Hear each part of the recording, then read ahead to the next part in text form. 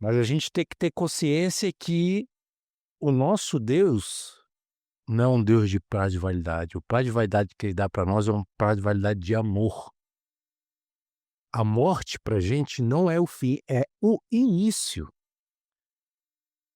Eu gosto muito da citação do filme de Paulo que ele fala bem assim, ele pergunta para o imperador se ele já tinha velejado. Ele falou que já tinha velejado pelo mar. Então você coloca as suas mãos na água e você vê rapidamente as águas fugindo pelos seus dedos. Essa é a vida do homem. Do nascimento à morte, ela vai escapando pelos dedos. Mas aqueles que vivem para o Senhor Jesus Cristo vivem para ela aquela imensidão infindável de mar. Eu estava pensando o que que eu ia falar para a gente hoje, o que que a gente podia estudar, o que que a gente podia meditar nessa manhã. E por que não falar da volta de Jesus? Tem algo mais importante que a volta de Jesus? Há algo mais importante para a gente do que a volta de Cristo? Talvez só a morte de Jesus, né? Que é tão importante que nos salvou para a vinda de Jesus. Abramos as nossas Bíblias em Apocalipse. Vocês gostam de viajar? Você pergunta para vocês se você gosta de viajar? A Selma disse que gosta, a Jenny não gosta. Você gosta? Ah. Todo mundo gosta de viajar, né? Então nós vamos fazer uma viagem no tempo. Então nós vamos fazer uma viagem no tempo. Fazer a viagem no tempo. Apocalipse capítulo 1. Nós no pequeno grupo, toda sexta-feira fica o convite. Nós estamos estudando sobre o Apocalipse, Selma. E nós estamos estudando sobre as 7 igrejas do Apocalipse, que significam os 7 períodos que, que nós passamos nesta terra, que nós vamos passar até a volta de Jesus. E no capítulo 1, Cristo ele dá algumas imagens, ele dá alguns exemplos de como é que ele, o que ele faz dentro dessas igrejas, né? E aqui no capítulo 1 é falado que ele caminha entre os 7 candelabros, e os 7 candelabros significam as 7 igrejas, começando com a de Éfeso e terminando com a de Laodiceia. Então a gente começa a entender, historicamente, como é que Cristo ele começa a atuar através do seu povo, e a fragilidade, começando com a igreja de Éfeso até a igreja de Laodiceia, é como se fosse uma escada que vai decaindo. A fé do ser humano, a fé dos cristãos, ela vai decaindo ao ponto de nós chegarmos ao nível de sermos mornos na fé. Como nós ainda não chegamos, e eu vou respeitar o nosso grupo, que eu não vou falar enfaticamente da igreja que a gente não estudou, que é de Filadélfia e Laodiceia. A de Laodiceia você já sabe como é que funciona, mas eu não vou tocar muito no de Filadélfia, não vou tocar muito, que é pra gente falar no nosso pequeno grupo, hein. Eu tô respeitando a gente aqui, hein.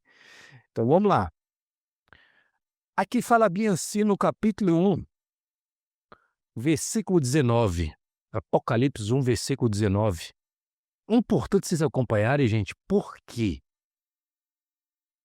Porque vai que eu tô falando alguma mentira e vocês não sabem. Se eu estiver falando alguma mentira e vocês não sabem, vocês vão falar: "Opa, o Júlio falou uma coisa aqui que não tá certo". Então vocês acompanham e tiram a prova dos 9 aí, viu.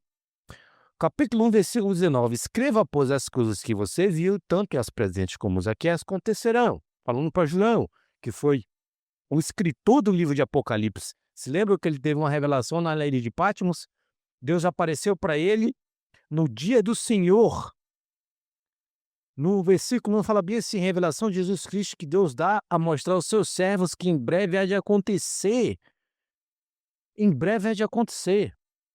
Versículo 20: este é o mistério das 7 estrelas que você vê na minha mão direita e os 7 candelabros. As 7 estrelas são os 7 anjos, os 7 anjos da igreja, e os 7 candelabros são as 7 igrejas. Então, qual é o ensinamento principal que fica já de cara aqui pra gente? Cristo sempre estará no nosso meio. Independentemente do momento que a gente vive, Cristo sempre estará no nosso meio. Ah, começamos então com a igreja de Éfeso. A igreja de Éfeso era uma igreja muito especial, porque ela vai tratar de um momento específico da história desse mundo, que é o momento em que as pessoas não arredam o pé da doutrina. Que doutrina é essa? Abram a Bíblia de vocês, ou já estão abertas, no capítulo 2, no versículo 1. Estas palavras são daquele que tem as 7 estrelas e na sua mão direita, entre os 7 candelabros de ouro, conheça as suas obras, o seu trabalho árduo, a sua perseverança. Então é uma igreja que foram formadas por quem? Vai do ano 31 ao ano 100. É uma igreja que é formada pelos discípulos de Cristo. Paulo considera essa igreja e enfatiza as pessoas como sendo os colunas da igreja, inclusive Paulo era um deles. Então Tiago, Filipe, Pedro, João, o próprio Paulo, que foi morto, decapitado, Pedro crucificado de cabeça para baixo. Então foi uma igreja que, independentemente da perseguição, ela não arredou o pé do que é doutrina. Isso dá um ensinamento muito grande para nós. Nós, como a igreja adventista, não podemos arredar o pé do que é doutrina.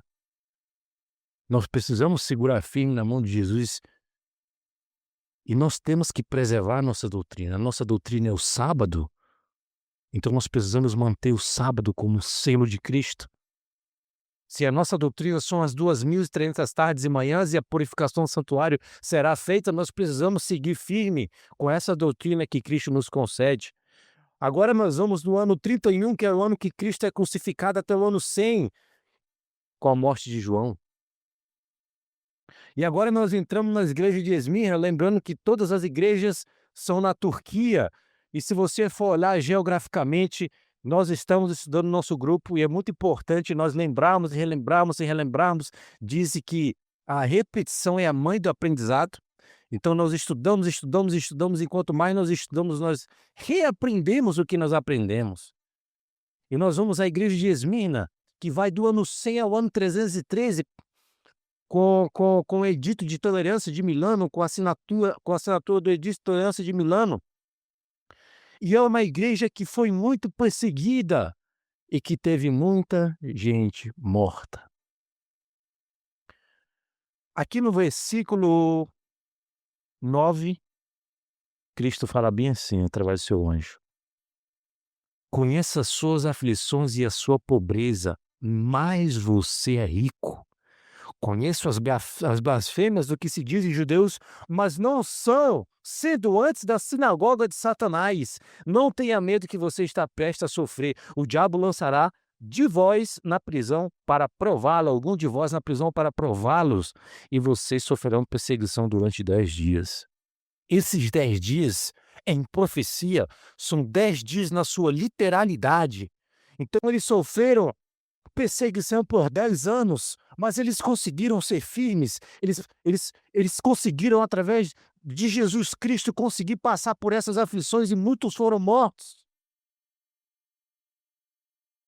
Até que, em 313, e é interessante, nós paramos para refletir também, que as 7 igrejas foram 7 períodos que o mundo passou, a nossa história cristã passou. E o que acontece?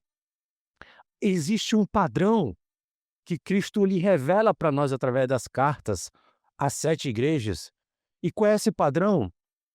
Normalmente Cristo ele começa com um elogio, ele elogia a igreja, depois ele vai com uma reprovação, depois ele vai com um conselho, depois ele vai com uma promessa. Mas tem uma igreja que ela não tem uma promessa, ela não tem ela não tem um elogio, promessa ela tem.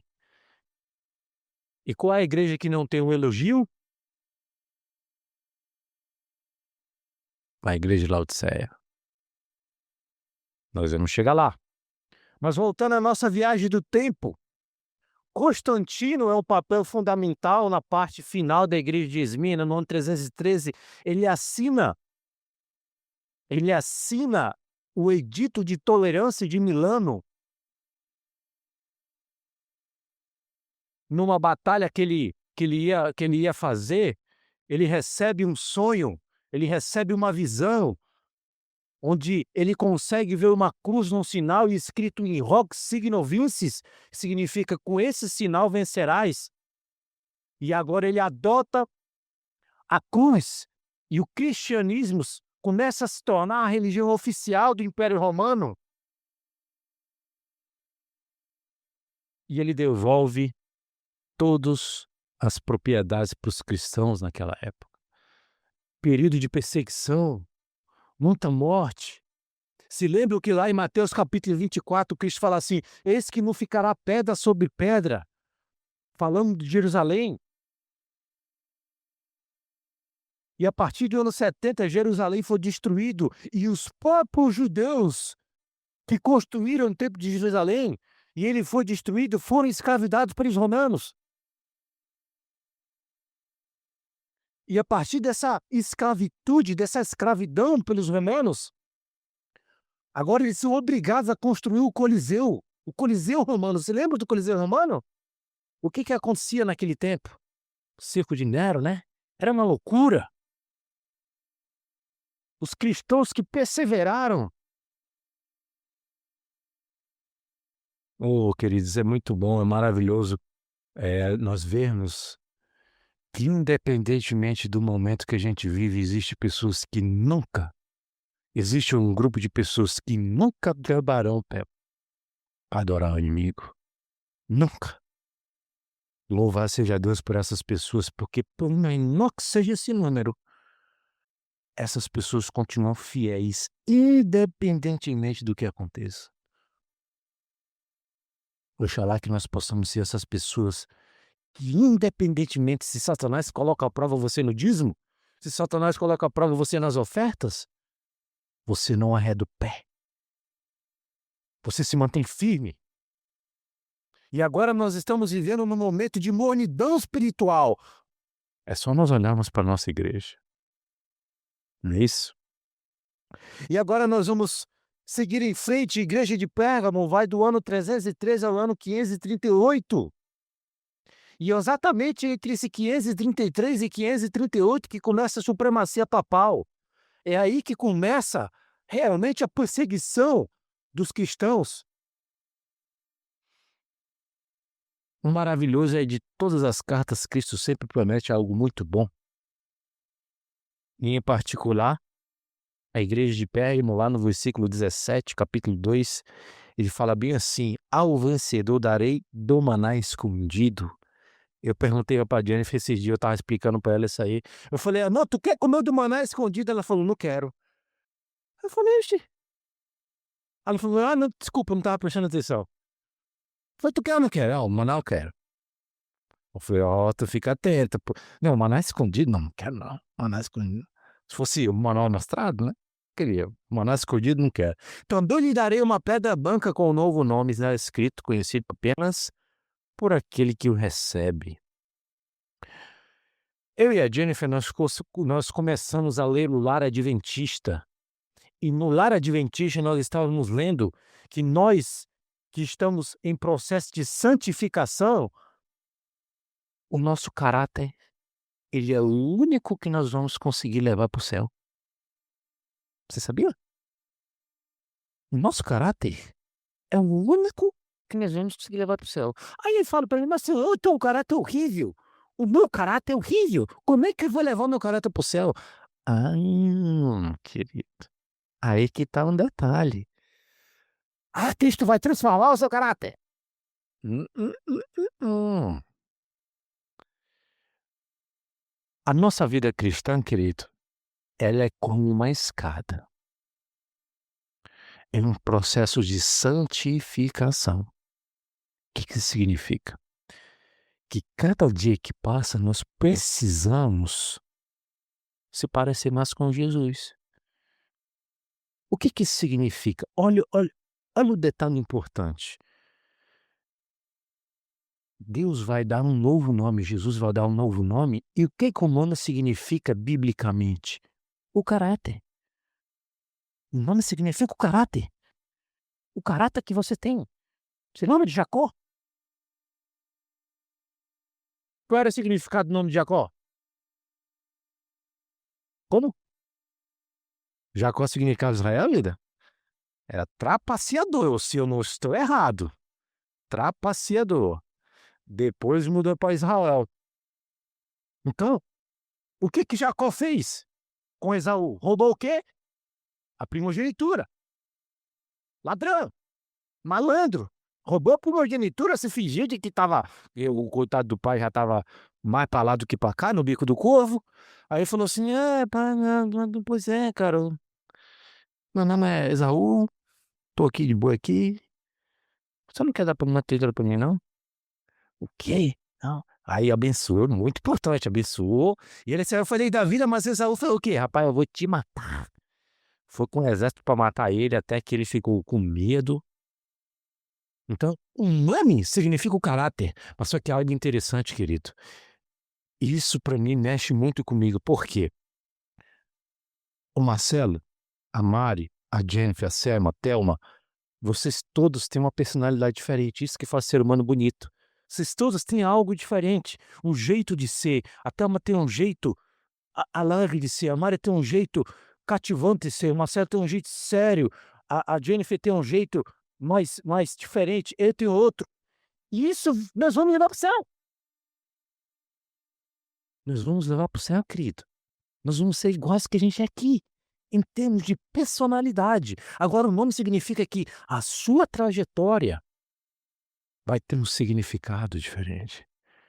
A sua trajetória, o que você teve na Terra, e você agora vai compartilhar com os outros santos o que você teve, o que você passou. Vamos agora para a igreja de Tiatira, a igreja onde os valdenses são uma peça muito importante. E essa igreja vai do ano 538 ao ano de 1517. Começa a supremacia papal. São 12 séculos, queridos, de perseguição contínua, matando cristãos, queimando vivos. Se lembra de John Hus e Jerônimo, que foram queimados vivos em Constância, louvando a Deus. A religião não é brincadeira. A religião não é brincadeira. Hoje muitas pessoas, elas não estão nem aí a Cristo. Eu vivo em Hollywood, mas a Jennifer, e é muito triste ver pessoas completamente perdidas. E quando você fala de Jesus para essas pessoas, elas, não vinha falar para mim a respeito de Jesus, não. Isso é mentira! A outra vez eu estava na casa de um cliente e eu estava limpando a casa desse cliente e esse cliente era a primeira vez que eu estava limpando a casa dele. É. E tá, conversa vai, conversa vem, eu limpando aqui, tudo certo. E ele começou a puxar a conversa comigo. Falou assim: como é que é essas coisas aí? Você trabalha com o quê? Eu falei: "Trabalho com isso aqui e tal". "Ah, pois é, tenho uma empresa de marketing, etc e tal". E começou a conversar, conversa vai, conversa vem. E ele falou, ele estava dobrando as roupas, fazendo a laundry, ele falou: "Olha, minha mãe vai vir aqui, e eu sou da Colômbia, é a segunda vez que ela vem aqui". Eu falei: "Cara, que legal". Ele perguntou: "Os seus pais já vieram aqui?" Eu falei: "Só minha mãe e minha irmã, meu pai nunca veio". "Oh, por quê?" Eu falei: "Não sei, boa pergunta". "Talvez porque ele tenha medo". "Medo de quê?" Falei: "Medo do que os Estados Unidos pode fazer". Eu não sei se é verdade, mas eu creio que ele tenha medo, porque os Estados Unidos ia fazer parte de uma profecia, que segundo a escritura Ellen G. White, o espírito de profecia, e comecei a falar um pouco, sem tentar entrar muito na sua intimidade, eu tentei falar um pouco, porque nós acreditamos que os Estados Unidos vai ser parte de uma profecia. Aí ele: "Explica isso aí". Aí eu de forma resumida, mais uma vez, sem tentar invadir a privacidade dele, falei: "Os Estados Unidos, ele vai ser um papel importante". E eu não sabia se ele era cristão ou não, eu comecei a falar: "Você se lembra da época de Herodes, onde ele se escondeu atrás de Herodes para matar o bebê Jesus?". Aí ele falou: "Sim". Aí concordou assim, meia boca assim: "Sim, pois é, do mesmo jeito que Satanás ele não mostra o rosto, porque se ele mostrar o rosto a gente vem, a gente vai com tudo, ele se esconde atrás de instituições, atrás de pessoas, atrás de vícios, atrás de algo maravilhosamente bonito, para que você cai e depois se fala: 'Ih, cara, fiz besteira'". Então, ele fez isso com Herodes, ele vai fazer com uma instituição chamada Estados Unidos, que vai implementar uma lei para você guardar algo que é completamente contra a escritura. Aí ele falou assim: "Isso é mentira. Isso é mentira, isso não existe. Isso é tudo mentira". Primeiro, como é que você sabe que a Bíblia é verdade? Já se passaram 5 bilhões de anos. Tá engolindo seco, né. Nossa, muito bilhão, hein. Então, por exemplo, eu conto uma coisa pra você, você conta pra ela, quando chega lá não tem mais nada. É uma coisa completamente diferente, é um telefone sem fio. Falei: "Rapaz, meu irmão, isso é mentira", falou. "Isso é mentira". Eu falei: "Ah, aí eu dei 2 passos pra trás, cada um acredita no que quiser. Você me perguntou, não lhe invadi, e é isso aí, vamos ficar por aqui pra gente não acabar com o nosso negócio, né". Tudo bem. Queridos, eu terminei de falar isso pra ele, fui pro carro, terminei a limpeza, fui pro carro, e eu recebi uma mensagem dele. 2 dias atrás eu tinha limpado a casa do amigo dele. Quando eu limpei a casa do amigo dele, o amigo dele chamava fulano de tal, ele ciclano, ele manda uma mensagem pra mim como se fosse para o amigo dele. Então ele mandou a mensagem danado. E ele falou bem assim na mensagem: "Um faxineiro, fulano de tal, veio me falar sobre Jesus, kkkkkkkk, e sobre", usou um termo pejorativo, "e sobre os adventistinhas do sétimo dia". Eu olhei aquela mensagem assim e falei: "Uau, Deus te abençoe". Mas depois ele falou assim: "Eu acho que você mandou a mensagem errada, Deus te abençoe, querido". Nós vamos ser chacotas, nós vamos ser pessoas loucas. Você acredita em Jesus no século XXI, você é louco! Medicina, ciência, inteligência artificial, SpaceX, dinheiro, fama, poder, moralidade sexual, tudo que os prazeres do mundo oferecem, e você aí com o negócio de papo de Jesus? Não, deixa isso pra lá, minha vida, o meu prazer da vida. Não é isso que eles falavam na época de Tiatira? Versículo 20, capítulo 12. "No entanto, quanto a você anteriormente, você tolera Jezabel". Olha o que nós estudamos ontem. Jezabel, como a gente também estuda uma lição na escola sabatina, ela era a esposa de Acabe, o rei Acabe, que induziu o povo de Israel ao adultério, à imoralidade sexual e à idolatria. Terrível, velho, terrível. Continuando, 538, igreja de Tiatira, 1517. O que começa a frear essa supremacia papal é o quê? A Reforma Protestante. Aí que entra uma peça principal, Martinho Lutero, o homem de Deus, o homem firme,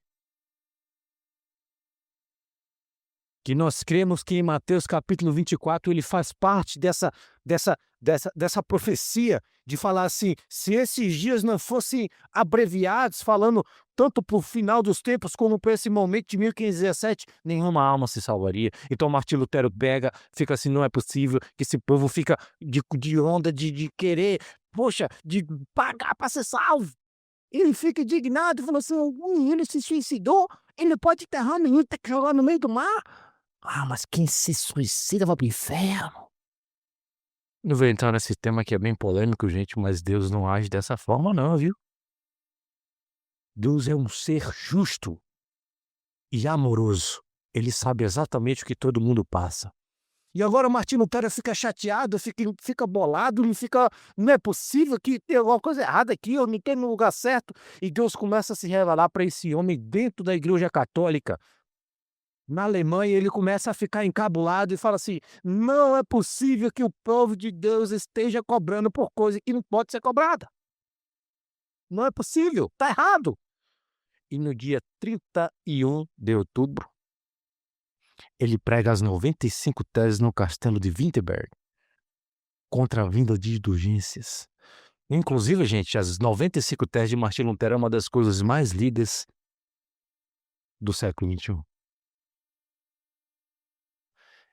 Então, Martinho Lutero começa a frear essa supremacia papal, essa perseguição, essa matança contra os cristãos. E o principal nome, os valdenses, os albigenses e os huguenotes. Os valdenses era um povo de Deus, como nós já havíamos comentado, um povo que amava a Bíblia, um povo que sabia a Bíblia de cor. Antes mesmo de Martinho Lutero traduzir a Bíblia para o alemão, ou Wycliffe para o inglês, eles já sabiam a Bíblia de cor, amava a Bíblia. Um povo perseguido pelo Império Romano, um povo perseguido por Roma, pela supremacia papal, mas eles continuavam firmes. Louvado seja Deus por isso. Agora nós entramos na igreja de Sardes. É uma igreja The Walking Dead, né? Uma igreja morta-viva que vivia de aparência. Você conhece uma igreja que vive de aparência? Conhece alguma igreja que vive de aparência? Essa é a igreja de Sardes. E Deus fala assim, ó: você tem fama de estar viva, mas você está morta. Esteja atenta, fortaleça o que ainda te resta. Te resta alguma coisa? Fortaleça isso, senão, ó, eu venho como ladrão e você não vai ver a hora que eu vou vir. Então era uma igreja que era morta-viva. E Deus fala: você precisa se fortalecer, se fortaleça, se fortaleça, se fortaleça.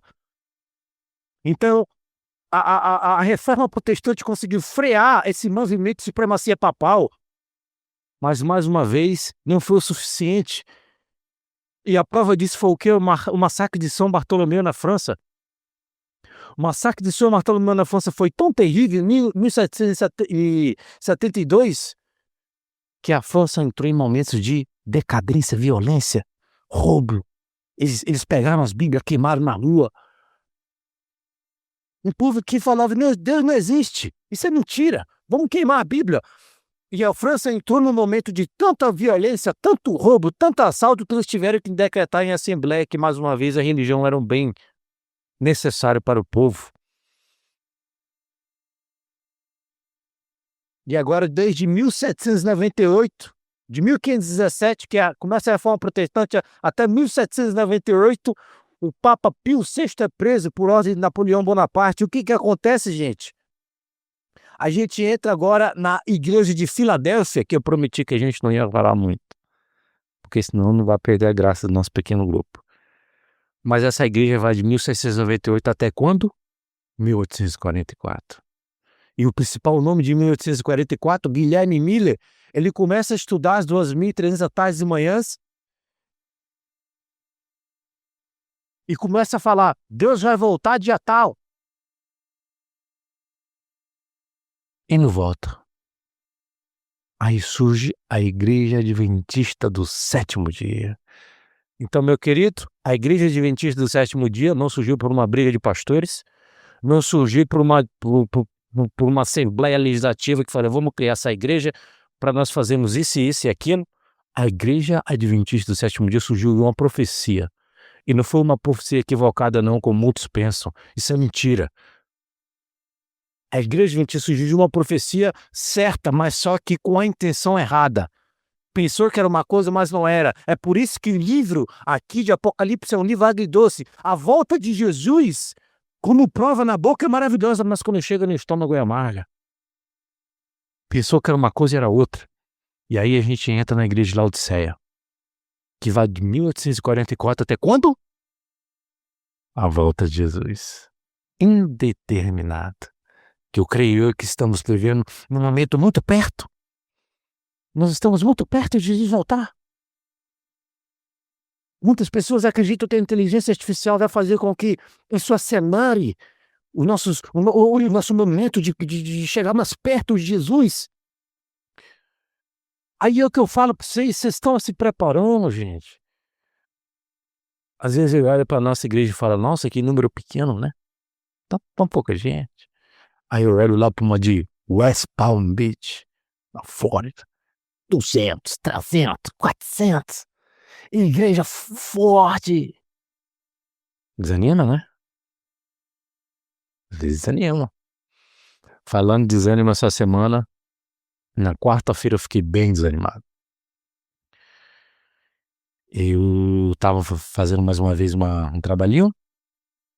Tem dias que você não acorda legal, né? E eu comecei a ver um Zine e tal, trabalhando ali, sempre com fone de ouvido. E na minha cabeça vinha assim: vai ver um testemunho, vai ouvir um testemunho. Então, o testemunho que eu gosto muito de ouvir, e já ouvi várias vezes, é o testemunho de Adilson Pereira da Silva, esse Facão Alegre. Eu já ouvi tantas vezes esse testemunho, eu falei: vou ouvir mais uma vez, porque é bom, gente. Relembrar, né? É bom a gente relembrar. Aí eu estudava, eu vendo a maneira como Deus conduziu aquele rapaz, como cuidou daquele rapaz, como transformou a vida daquele rapaz. Fiz tanta coisa, mas ele transformou aquele rapaz. E naquele momento, sabe o que eu consegui perceber? Quando aqueles 2 anjos levam a Adilson Pereira da Silva pra fazenda, para agora ensinar ele a respeito da Bíblia, tu sabe o que eles começam a estudar durante 1 mês?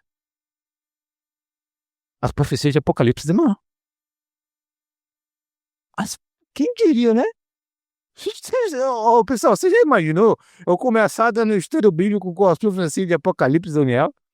Isso vai causar, como muita gente pensa, uma indigestão espiritual. Mas isso, muito pelo contrário, gente, não causa indigestão espiritual nenhuma. Nenhuma. As profecias têm que ser estudadas e, biblicamente, elas causam sim um reavivamento, em nome de Jesus. E aqui na igreja de Laodiceia agora nós não temos nenhum elogio, nós temos promessa, nós temos repreensão. E começa desse jeito: ao anjo da igreja de Laodiceia escreva, capítulo 14, versículo 14, capítulo 3. Essas são as palavras do Amém, a testemunha fiel e verdadeira, o soberano da criação de Deus. Conheço as suas obras, sei que você não é frio nem quente. Melhor seria que fosse frio ou quente. Assim, porque você é morno, não é frio e nem quente, estou pronto a vomitar-te da boca. Isso faz referência também, como nós já comentamos, sobre as águas quentes e as águas frias. E as duas se juntavam e se tornavam uma mornidão, mas isso também reflete o estado espiritual que a igreja vivia, no estado de mornidão. Versículo 17 diz assim: você diz, estou rico, adquiri riquezas e não preciso mais de nada. Não conhece, porém, que é miserável e digno de compaixão, pobre, cego e nu. Aqui a referência da nudez é a mesma referência quando Adão e Eva perceberam que estavam nus. Significa a sagacidade da serpente. A nudez, a sagacidade da serpente. Dou este conselho: compre de mim ouro refinado pelo fogo. Aqui, Cristo entroniza um papel de vendedor. Compre de mim ouro refinado no fogo, e você se tornará rico. Compre de mim roupas brancas, justiça, e vista-se para cobrir a vergonha da sua nudez. E compre colírio para ungir os seus olhos e poder enxergar, porque você é cega. Cega é aquele que não vê, ou aquele que tem olho e não vê.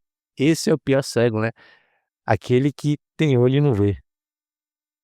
Aí versículo 19 e 20 fala bem assim: repreendo e disciplino todos aqueles que eu amo. Por isso, seja diligente e arrependa-se. Eis que estou à porta e bato. Se alguém ouvir a minha voz e abrir a porta, eu entrarei com ele, cearei com ele e ele comigo. Gente, aqui o simbolismo de Jesus é falar assim: "Pô, você tem algum momento na sua vida que você junta-se para comer com alguém e é um momento de infelicidade?"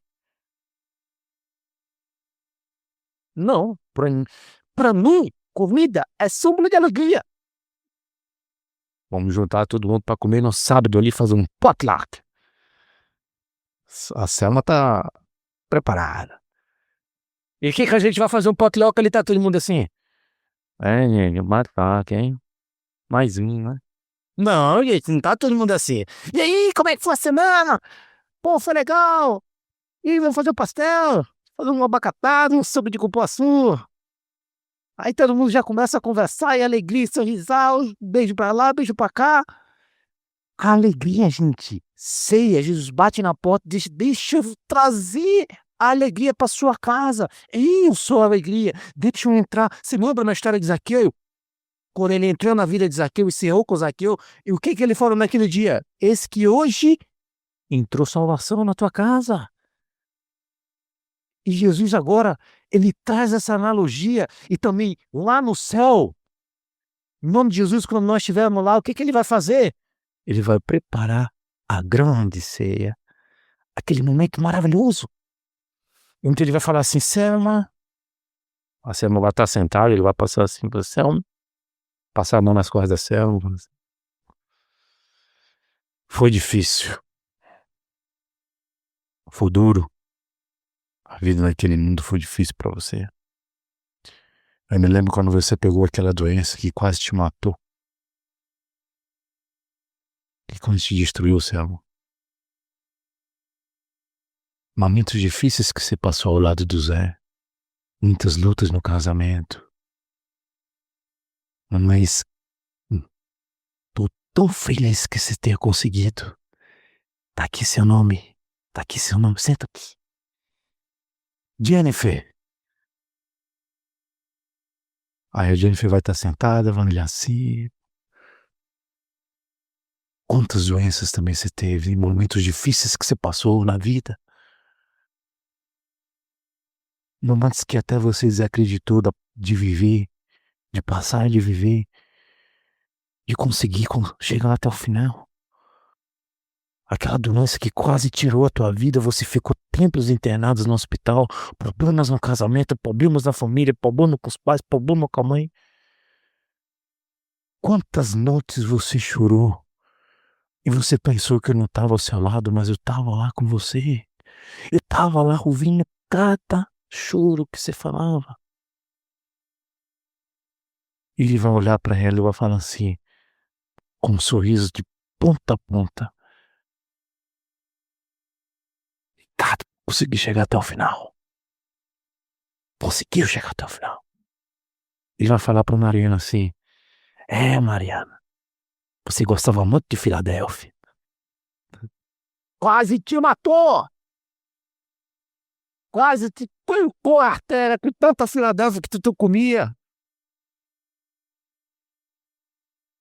Mas eu te protegi, não deixei você comer tudo. Mas você passou por momentos difíceis também.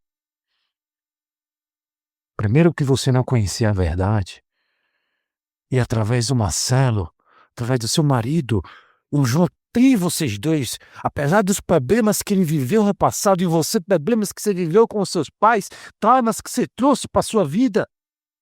Agora, você, com ele, eu abençoo vocês com o fruto que vem de vocês dois, que é o Liam. E agora vocês têm essa felicidade, essa flor que brota no casal. Isso traz um pouco de alegria, um pouco de firmeza para vocês conseguirem seguir em frente. Mas os momentos difíceis que você passou, uai, eu tava lá. Você pensa que eu não tava, mas eu tava. Todos os momentos que você passou, que você chorou, eu tava do seu lado, cuidando de você como se fosse a menina dos meus olhos, da sua mãe, dos seus pais, do seu filho, do seu marido. E agora ele vai falar meu nome pra Mariana, que só ela sabe. E vai falar: "Obrigado por conseguir chegar até aqui. Tá aqui o seu lugar. Senta que daqui a pouco vai começar a ceia. E agora ele chega pro Marcelo e fala: Marcelão, momentos duros que nós vivemos junto. Pensei que você não ia conseguir. Através do meu Santo Espírito eu ia incomodar você, incomodava você, incomodava você. Mas eu sei que você era sincero no que você acreditou. É quando eu te ofereci a verdade, você não duvidou, você aceitou imediatamente. Você não foi como algumas pessoas, inclusive da minha própria igreja, que aceitam a verdade e ficam flertando com Satanás. Você foi um homem sincero. Como você não conhecia, mas a partir do momento que você conheceu, você se tornou minha testemunha. Guardou os meus mandamentos, tenha fé em mim. Momentos difíceis de lutas que você passou, traumas que você carrega dia a dia com você, Satanás te atormenta dia e noite, para você largar tudo. Mas eu estive com você até o final. E louvado seja Deus porque você se batizou e está agora lado a lado na minha caminhada comigo. E a prova do que eu amo você, é que você vai governar junto comigo nesse reino de eternidade em eternidade. Para todo sempre agora ao lado do seu filho e da sua esposa. Sente aqui, Marcelo. E ele vai chegar pra Thelma e vai falar: Thelma, foi duro. Foi duro. Eu conheço a sua história, Thelma, desde o momento que você nasceu. Assim como o inimigo, ele estava planejando, ele estava tentando fazer com que você, literalmente, matar você. Porque isso que o inimigo quer nessas vidas, queridos. Não pense que ele quer outra coisa. O inimigo quer te destruir, ele quer te matar, ele quer acabar com a tua vida. Mas ele não quer acabar com a tua vida e você se salva, ele quer acabar com a tua vida sendo que você se perca. E ele vai falar: Thelma, a partir do momento que eu trouxe o evangelho para sua casa e a sua mãe aceitou o evangelho, você aceitar o evangelho, eu pude me mostrar mais presente na sua vida, na sua faculdade, nos momentos que você teve lutando para conseguir nos Estados Unidos, onde você foi, sempre estive com você, através do meu Santo Espírito, os momentos que a gente tem como amigo, como familiares, eu sempre estive com você. Às vezes, você pensa que eu não estou com você quando você chora sozinho e ninguém vê. Você pensa que eu não vejo. Quando você é uma pessoa fechada e você não consegue compartilhar o que você sente, você pensa que eu não vejo. Mas eu estou do seu lado. Eu chamo você para você vir até mim, para você abrir o seu coração até mim, através da oração, para que você consiga sentir um pouco mais leve a vida. Porque a vida nesse mundo é difícil, querido. Eu conheço as suas ansiedades, eu conheço as suas frustrações, eu conheço as suas lutas melhor do que você.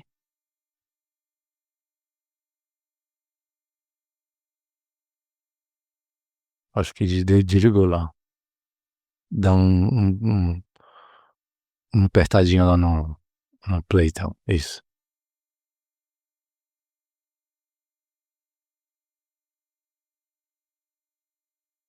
E agora ele vai falar pra Thelma assim: Thelma, vinde a mim, porque hoje chegou o ponto final e você não vai me precisar sofrer. Vem. E todos nós, queridos, em nome de Jesus, nós vamos estar lá nesse dia.